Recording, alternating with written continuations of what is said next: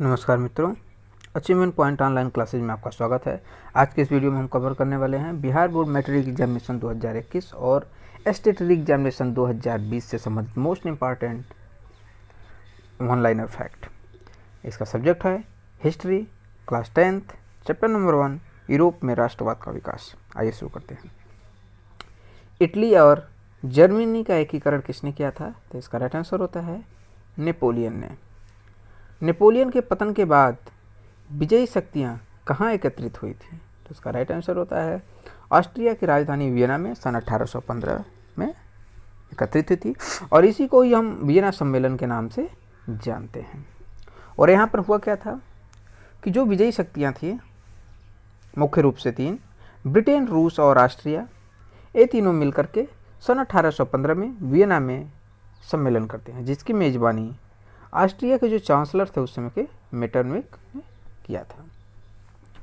बात आती है कि यूरोप में गणतंत्र या प्रजातंत्र की किसकी देन मानी जाती है? तो फ्रांस की क्रांति सन 1739 के पश्चात मानी जाती है, 1789। यूरोप में नेपोलियन युग का अंत और मेटरनिक युग की शुरुआत कब हुई? तो वियना सम्मेलन सन 1815 के माध्यम से नेपोलियन का अंत हो जाता है और मेटरनिक का प्रारंभ होता है। नेक्स्ट क्वेश्चन अब ये बनता है कि इटली को कई राज्यों में किसने विभाजित किया था? तो किए थे मेटरनिक ने। क्यों किया था? अपना प्रभुत्व को स्थापित करने के लिए। फर्डिनेंड कौन था? तो ब्रू वंश का एक सम्राट था फर्डिनेंड। अब नेक्स्ट क्वेश्चन आगे आता है कि सिसनी और नेपल्स के प्रदेश किसे दिया गया था? तो सम्राट फर्डिनेंड को दिया गया था। रोम और उसके आसपास के क्षेत्र किसे दे दिए गए थे? तो दे दिए गए थे रोम के पोप को दिया गया था। जो इटली का विभाजन होता है इसके पश्चात ये चीज़ें घटी थी मेटरनिक के शासन करने के पश्चात कि लोम्बार्डी और वेनेशिया जो थे वो किसको दिया गया था? तो वो ऑस्ट्रिया को दिया गया था, यानी कि उस पर मेटरनिक का प्रभुत्व स्थापित हुआ था। परमा, मोडेना और टस्कनी, ये जो तीनों प्रांत थे ये हैब्सबर्ग राजवंश को दे दिया गया था। और जो जेनेवा और सर्डिनिया थे इसे पिडमाउंट में सम्मिलित कर लिया गया था। अब इस तरह बात आती है कि जर्मनी में कितने रियासतों का संघ रहा और इस पर किसका अधिकार स्थापित रहा? तो जर्मनी में 39 रियासतों का संघ रहा और इस पर प्रत्यक्ष रूप से ऑस्ट्रिया का अधिकार रहा।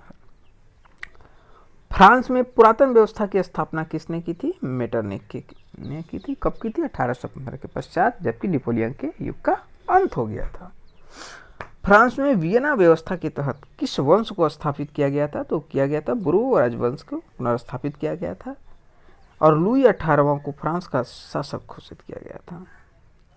अब आइए हम देखते हैं आगे कि फ्रांस में लुई 18वां ने किस उद्देश्य से अपने घोषणा पत्र जारी की थी और कब किया था? तो 2 जून 1819 ईस्वी को प्रतिक्रियावादी और सुधारवादी शक्तियों के बीच सामंजस्य स्थापित करने के उद्देश्य से लुई 18वां ने घोषणा पत्र जारी किया था। और प्रतिक्रियावादी और सुधारवादियों के बीच ये जो वैमनस्यता की भावना थी वो 1848 तक चलते रहे। लुई 18वां के घोषणा पत्र में किसने परिवर्तन किया? तो चार्ल्स 10th जब फ्रांस के नए राजा बने तो उन्होंने इसे चेंज कर दिया और इसे एक निरंकुश और प्रतिक्रियावादी कर दिया। पोलिग्नेक कौन थे? पोलिग्नेक फ्रांस का एक प्रधानमंत्री था जो कि प्रतिक्रियावादी था और चार्ल्स 10th के द्वारा बनाया गया था प्रधानमंत्री। पेरिस में क्रांति की लहर कब दौड़ी? चार्ल्स 10th के द्वारा जब 25 जुलाई 1830 ईस्वी को एक अध्यादेश जारी किया गया और उसके पश्चात फ्रांस में गृह युद्ध आरंभ हो गया। तो क्वेश्चन ये बनता है कि फ्रांस में गृह युद्ध कब आरंभ हुआ? तो जुलाई 1830 ईस्वी में, और इसे ही जुलाई 1830 की क्रांति के नाम से भी जाना जाता है। अब बात ये आती है कि चार्ल्स 10th पलायन कर कहाँ भागा? जब गृह युद्ध आरंभ हो गया फ्रांस में तो चार्ल्स 10th को भागना पड़ गया और वो कहाँ भागा? इंग्लैंड भाग गया और इस तरह से फ्रांस में ब्रू राजवंश का शासन की समाप्ति हो गई। आगे अब हम देखते हैं कि ब्रूबो वंश के स्थान पर किसने शासन किया फ्रांस में फिर। तो ये आर्लियस वंश की स्थापना हुई, जिसके लुई फिलिप जो है राजा बनाए गए। अब देखते हैं हम, अगर शुरुआत करें तो फ्रांस पहले नेपोलियन के शासक था, नेपोलियन के पश्चात मेटरनिख आए, मेटरनिख के पश्चात लुई 18वां, और लुई 18वां की मृत्यु के बाद चार्ल्स 10th बनाए गए। अब चार्ल्स 10th जब भाग गए गृह युद्ध के पश्चात 1830 में, तो आर्लियस वंश की स्थापना हुई और लुई फिलिप वहाँ के नए चांसलर बने। और इन्होंने सन 1840 में गीजो को फ्रांस का प्रधानमंत्री नियुक्त किया गया। और क्यों किया गया? एक मध्यवर्गीय नीति अपनाते हुए सुधारवादियों और प्रतिक्रियावादियों के बीच में। और ये जो गीजा थे ये गणतंत्रवादियों के नेता थे। बाद में सुधारवादियों का जो नेता था लुई ला, उसे फिर बनाया गया फ्रांस का नेता, और फिर इस तरह से लुई नेपोलियन का शासन फ्रांस में स्थापित हुआ। तो आगे क्वेश्चन ये बनता है कि लुई स्वर्णिम मध्यम वर्गीय नीति का अवलंबन करते हुए सन 1840 में गीजो को फ्रांस का प्रधानमंत्री नियुक्त किया गया था।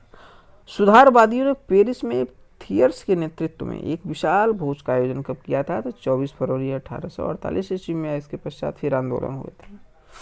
नेपोलियन ने इटली को कितने गणराज्यों में विभक्त किया था? तो नेपोलियन ने इटली को 3 गणराज्यों में विभक्त किया था, सीजवाइन गणराज्य, लिगुलियन गणराज्य और ट्रांसपेडेन गणराज्य। और नेपोलियन का अंत कब हुआ था? तो सन 1814 में नेपोलियन का अंत हो गया था, और 1815 में मेटरनिख के नेतृत्व में ऑस्ट्रिया के राजधानी में ब्रिटेन, रूस और ऑस्ट्रिया ने मिलकर के एक वियना सम्मेलन किया था। चार्ल्स 10th कहाँ भागा था? तो चार्ल्स 10th प्लान करके इंग्लैंड में भागा था।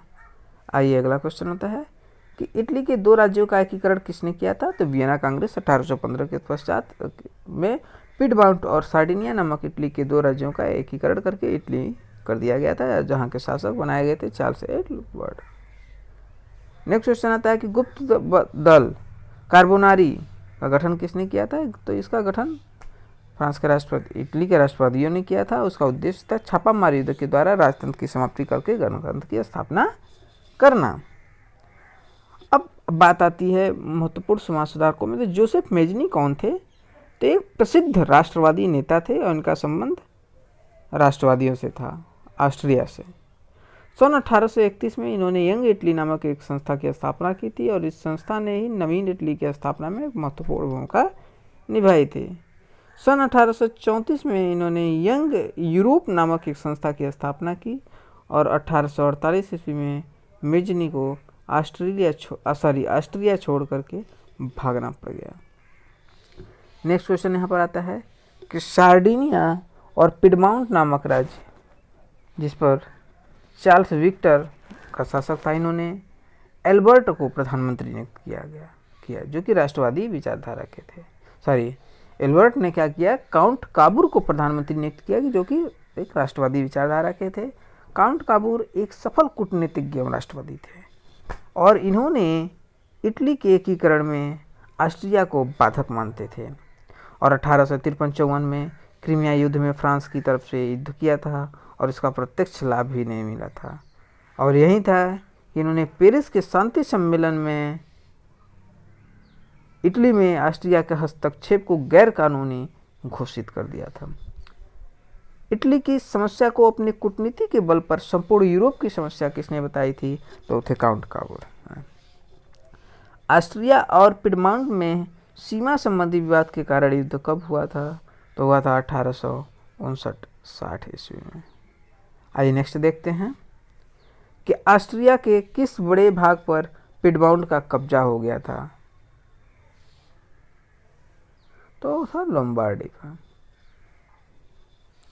1862 ईस्वी तक इटली, रोम तथा वेनेशिया को छोड़कर बाकी रियासतों का विलय रोम में हो गया। अब बात आती है गैरीबाल्डी कौन था?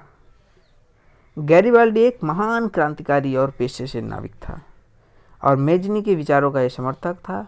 बाद में काबूर के प्रभाव में आकर संवैधानिक राजतंत्र का पक्षधर बना। इटली के प्रांत सिसिली तथा नेपल्स पर भी इसने आक्रमण किया।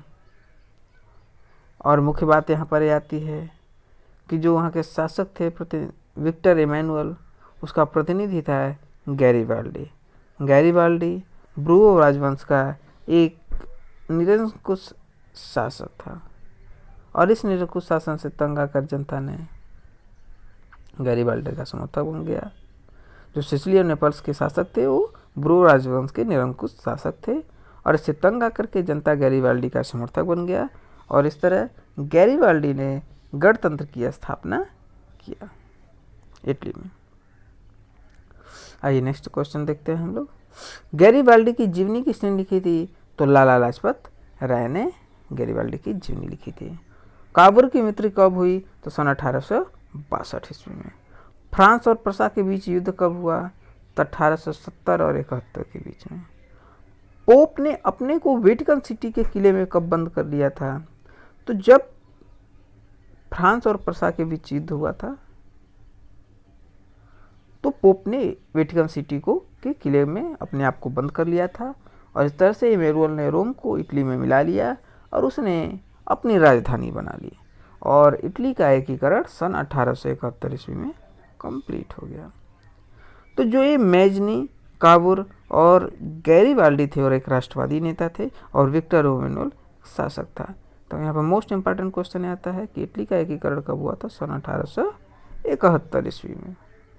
आइए नेक्स्ट हम लोग देखते हैं जर्मनी का एकीकरण। जर्मनी का एकीकरण के बारे में देखते हैं कि जर्मनी का एकीकरण कब हुआ। तो लगभग 300 छोटे बड़े राज्यों में विभक्त था जर्मनी। मुख्य रूप से 2 भागों में विभक्त किया गया था जर्मनी को, उत्तरी जर्मनी और दक्षिणी जर्मनी। उत्तरी जर्मनी में प्रोटेस्टेंट पंथ को मानने वाले ज़्यादा लोग थे जिसमें प्रशासन का शासन था और दक्षिणी जर्मनी में कैथोलिक को मानने वाले लोगों की संख्या ज़्यादा थी। कैथोलिक बहुल राज्य की जो प्रतिनिधि सभा थी उसे हम डाइट के नाम से जानते हैं। और देखते हैं नेपोलियन बोनापार्ट, जो कि बहुत ही प्रसिद्ध क्रांतिकारी प्रतिनिधि रहा है जर्मनी में। तो इन्होंने जर्मनी के एकीकरण के पृष्ठभूमि निर्माण का श्रेय इन्हें जाता है। सन 1806 ईस्वी में जर्मन प्रदेश को इन्होंने जीता था और राइन राज्य संघ का निर्माण इन्होंने ही किया था नेपोलियन बोनापार्ट ने। तो राइन राज्य संघ का निर्माण किसने किया? नेपोलियन बोनापार्ट ने। जर्मनी के एकीकरण के पृष्ठभूमि के निर्माण का श्रेय किसे जाता है? नेपोलियन बोनापार्ट को। 1806 में जर्मनी प्रदेश को किसने जीता? तो नेपोलियन बोनापार्ट ने जीता। इस क्वेश्चन के इंपॉर्टेंट क्वेश्चन आप लोग ध्यान रखिएगा इस चीज़ को। तो प्रसा का चांसलर कौन था? तो बिस्मार्क था। जर्मनी संस्कृति को किसने उजागर किया था? तो चित्रकारों ने उजागर किया था। अंडर्ट ने जर्मनी में राष्ट्रवाद को कैसा बढ़ा दिया? तो वो अपनी कविताओं के माध्यम से देशभक्ति जागृत करके जर्मनी में राष्ट्रवाद को बढ़ावा दिया था। नेक्स्ट क्वेश्चन आता है कि ब्रुसेनशैफ्ट क्या थी? तो जर्मनी में शिक्षकों एवं विद्यार्थियों द्वारा जर्मन एकीकरण के उद्देश्य से स्थापित एक सभा थी जिसे वहाँ के शिक्षकों एवं विद्यार्थियों ने बनाया था। जर्मनी में राष्ट्रवादी आंदोलन का केंद्र क्या था? तो था वाइमर राजा की येना विश्वविद्यालय। वाइमर जो राज्य था उसकी येना विश्वविद्यालय राष्ट्रीय आंदोलन के सेंटर पॉइंट था, केंद्र था। तो वाइमर राज्य की जो येन विश्वविद्यालय थी वो राष्ट्रीय आंदोलन का केंद्र बिंदु था और मेटरनिख ने इस आंदोलन को कुचलने के लिए दमनकारी कानून कार्लसवाद के आदेश को जारी किया था। सन 1834 ईस्वी में जर्मनी व्यापारियों ने आर्थिक व्यापारिक समानता के लिए प्रशा के नेतृत्व में जालबेरिन नामक एक आर्थिक संघ बनाया था। तो जालबेरिन क्या था? जालबेरिन मोस्ट इंपॉर्टेंट क्वेश्चन, इसे ध्यान रखिएगा आप लोग, ये आ सकता है प्रश्न कि जालबेरिन जर्मन व्यापारियों का एक आर्थिक संघ था। मेटरनिख युग का अंत किसने किया था? तो सन 1848 के फ्रांसीसी क्रांति के पश्चात मेटरनिख युग की अंत हो गई और इस क्रांति ने जर्मन राष्ट्रवाद को भड़का दिया एकदम। सन 1848 में इसमें प्रसा का शासक फ्रेडरिक विलियम की मृत्यु हो जाती है। उसके भाई विलियम शासक बनता है और उसने अपना चांसलर बिस्मार्क को नियुक्त किया और बिस्मार्क ने रक्त और लौह की नीति को अपनाकर जर्मन एकीकरण का कार्य किया। तो पृष्ठभूमि कौन तैयार किया था? नेपोलियन बोनापार्ट ने। और जर्मनी एकीकरण का श्रेय किसे जाता है? तो जाता है बिस्मार्क को। तो ऑस्ट्रिया ने प्रसा के कब वो कौन सी युद्ध की घोषणा की? तो सन 1866 में सेडोवा की युद्ध। फ्रांस का जो शासक था नेपोलियन, उसने फ्रांस के प्रसा के खिलाफ युद्ध की घोषणा कब की? तो फ्रांस की हार के पश्चात 19 जून 1870 ईस्वी को। किस संधि के द्वारा और कब फ्रांस और प्रसा के बीच शांति स्थापित हुई? तो फ्रैंकफर्ट की संधि 10 मई 1871 के द्वारा। आइए हम लोग आगे देखते हैं। जर्मनी का एकीकरण कब हुआ? तो ये तो आप लोग देख चुके हैं कि सन 1871 ईस्वी में जर्मनी का एकीकरण हुआ, जिससे कि बाल्कन क्षेत्र में राष्ट्रवाद के प्रयासार ने स्लाव जाति को संगठित करके सर्बिया नामक एक नए राज्य की जन्म दिया, जो कि रूस में पड़ता है। चलिए आइए आगे हम देखते हैं। यूनान में राष्ट्रीयता का जन्म या उदय किस प्रकार से होता है? तो यूनान जो था वो तुर्की शासन के अधीन था और फ्रांसीसी क्रांति ने यूनानियों में राष्ट्रीयता की लहर पैदा कर दी। इस तरह से तुर्की शासन को यूनान से निष्कासित करने के लिए और यूनान को स्वतंत्र बनाने के लिए हिलेरिया फिलाइक नामक एक संस्था की स्थापना ओडेसा नामक स्थान पर की गई थी। लॉर्ड बायरन कौन थे? इंग्लैंड के महान कवि थे और यूनान की स्वतंत्रता के लिए शहीद हो गए। अब बात आती है यूनान के बारे में। तो यूनान ने सन 1821 में अलेक्जेंडर चिप्सिलांटी के नेतृत्व में एक नया जार निकोलस को नियुक्त किया गया और इन्होंने खुलकर समर्थन किया। और रूस का जो जार था उसमें अलेक्जेंडर वो मेटरनिक के दबाव में सामने नहीं आ रहा था यूनान की स्वतंत्रता के लिए। और 1827 ईस्वी में लंदन में एक सम्मेलन हुआ जिसमें इंग्लैंड, फ्रांस तथा रूस ने मिलकर के तुर्की के खिलाफ तथा यूनान के समर्थन में संयुक्त कार्रवाई का फैसला किया। इस तरह से हम देखते हैं कि फ्रांस, इंग्लैंड और रूस एक तरफ होते हैं और दूसरी तरफ तुर्की और मिस्र। इसमें तुर्की और मिस्र की हार होती है और इस तरह से फ्रांस, इंग्लैंड और रूस एक त्रिगुट के जो सदस्य थे इन्हें विजयी होती है। और 1829 में एक एड्रियानोपल संधि हुई। 1832 में यूनान को एक स्वतंत्र राज्य घोषित कर दिया गया और ओटो को यूनान का नया राजा घोषित किया गया, जो कि पहले बावेरिया के शासक रहे थे। Thank you for watching. धन्यवाद मित्रों। आशा है वीडियो आपको पसंद आया होगा।